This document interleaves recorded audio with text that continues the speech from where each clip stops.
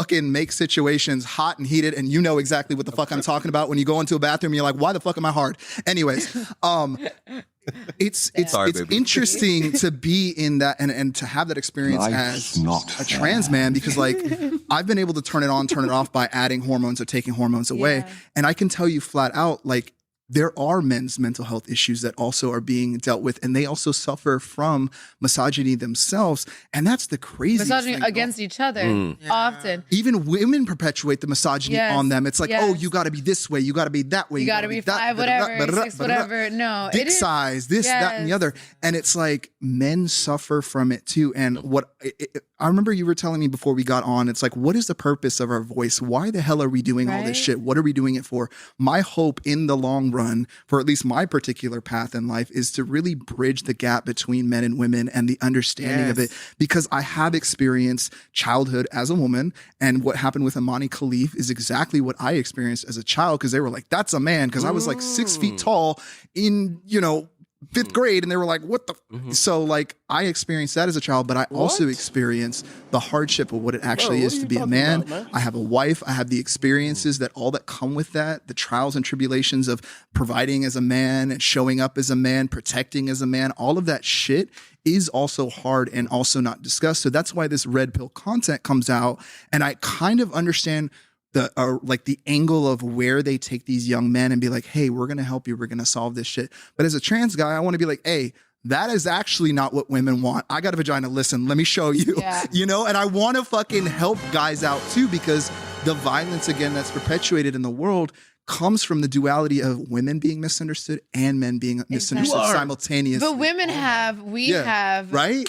We have so many environments in which we can vent about. Trans people are so important for this message, and I think it's why society has so many trans people right now, is because the gender wars are so fucked that we are actually popping up more and more to teach the life lessons to the greater consciousness as a whole. And I do feel like because women experience systemic oppression at the hands of men, that sometimes we do not take men's issues seriously. And I just want to say personally to everyone watching, I have been accused many times of being a misandrist. And I just want to respond to that. I am not a misandrist. I do not hate men. I do not believe that women are better or deserve more rights at all.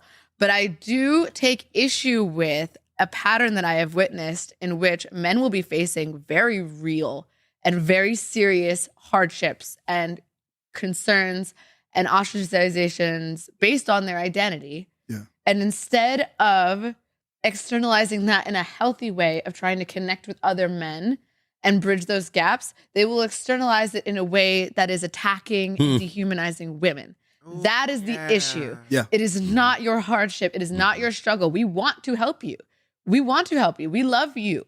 And we want to help you and see you succeed, because when you fail, it affects all of us. Yes, it does. It really does. We're not on a different team. We all have to live together, and we are not against you in any way. It's when you use your pain and your suffering as an excuse to attack women that I take issue. Seriously. That's why, when you say a race war, when you're talking about a race war, I was I don't see that. I don't want that to happen, because I feel like you okay, babe? We've had so much time to grow and learn that we should be able to at least sit down and be like, hey, this really isn't what it is. We need to figure out ways that we can work around this. We need to figure out the schools. We need to figure out just life in general. The things that we are teaching our kids right now, what are we teaching our kids? Our president can be this nasty person and still win? Or are we teaching our kids that no matter what, there's consequences to your actions, and there's actually a better way to do things to make other people's lives better versus worse? I want to share my coming out story with you guys, because I feel like it's important, especially based on what you both just said. I have a father who is from the South, Christian, super, and everyone, when I came out, everyone was like, well, how are you going to tell him? Everyone was kind of we knew, we're waiting for you, but how are you going to tell that man? Because my dad's very he's the patriarch of our family. He's the one.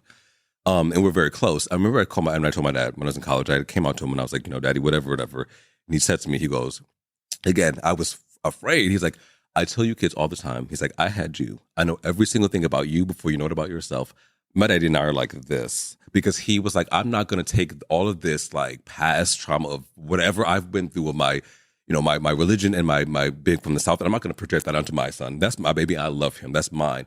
My daddy and I are like this. I love my daddy because he did not fall victim to. That's beautiful. You know what I mean? And it's, I told my partner this last night. I was like, I'm so happy to, you know what I mean? Like, it's because that's so rare, which is disgusting that that's rare. I hope I have for black men. Well, it's important to raise. Black community really needs to do that better. I actually had the same experience with my dad because I told him like, Dad, like, love you, Dad. Probably seen like my Instagram. You see how I changed a lot, and he's all like, and we never had a good relationship. Like, I was always with my mom all the time. So when I told my dad, I'm like, Dad, this is what I am. This is what it is.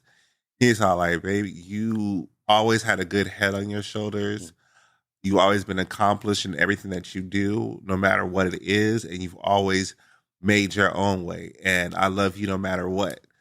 And for him to be from the South also, that is a big thing because that teaches anyone from the South, any black person within their families, acceptance is there. You just have to give it, write it, and then you all eat together.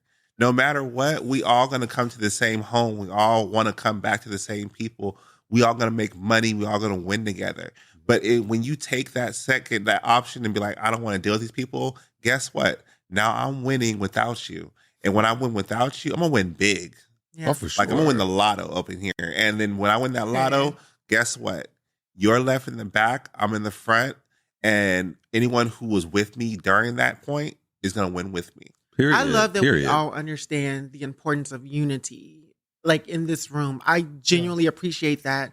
I just really hate that the reality of it is Donald Trump and the way that he weaponizes people, the way that he uses people, it's disgraceful, it's despicable, it's disgusting. But I believe that it will take us building a coalition amongst each other and having these conversations and carrying these conversations over that we can fight against that. You know what I mean?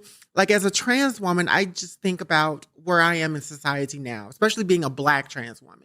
Then on top of that, I'm also Native as well too. And so there's a lot of like transphobia within the Native American community that I'm also a part of. So, I look at where I am in this country today and where I stand, and I'm just exhausted. Yeah. I have been out here advocating for black women, black men, trans men in general. Trans men. I've been advocating for everyone. And I just want to see a return on my investment. There's a phenomenon. Have you seen have you seen the like hashtag Black Rest or something like Black Women Rest? Yes. And so I'm glad you brought that up because I have been contemplating whether I want to promote that because as a black trans woman, I need to rest too. Yes. But I can only rest for so long because I know that if I rest too long, I'm not going to be able to come back, number one. Number two, I could be in a place of detriment where I don't know if I can pull myself up. As a trans person in this country, our rights to gender affirming care, our rights to be able just to use the freaking bathroom. My friend Sarah McBride is going through what she's going through Delaware. In Congress, which I'm so proud of her because I've known Sarah for over 10 years. When I first became an activist, she was there with HRC. And so, it's just a lot happening. But I appreciate the conversations, whether we agree or disagree, that are happening around that because that's how we build coalitions of understanding.